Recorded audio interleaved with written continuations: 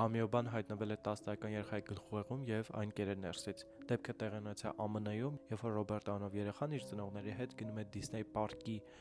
ատրակցիոնը, ջրային ատրակցիոնը, որի ջուրը, ուշադրություն,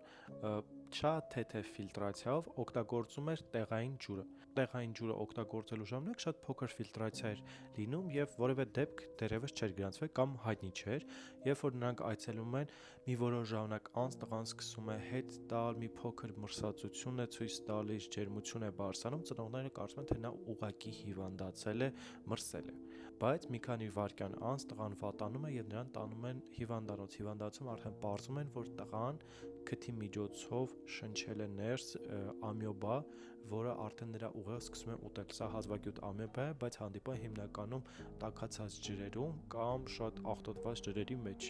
Այս ամեն ինչից հետո բժիշկները փորձում են տղայի կյանքը փրկել, սակայն օրեր անց տղան մահանում է։ Դիսնեյը ոչ մի գումար չի վերադարձնում, ներողություն չի խնդրում, նույնիսկ ավելին ասեմ, չէ փակում ջրային այդ ատրակցիոնը, այլ 2000-ական թվականներին մի այլ պատճառով այդ ամեն ինչը փակում է։ Առհասարակ Դիսնեյը, Walt Disney-ը եւ իր մուլտֆիլմները շատ մութ կողմեր ունեն, եթե կցանկանաք, մեկնաբանությունում կարող եք գրել, սիրով կպատմեմ այդ ամենի մասին։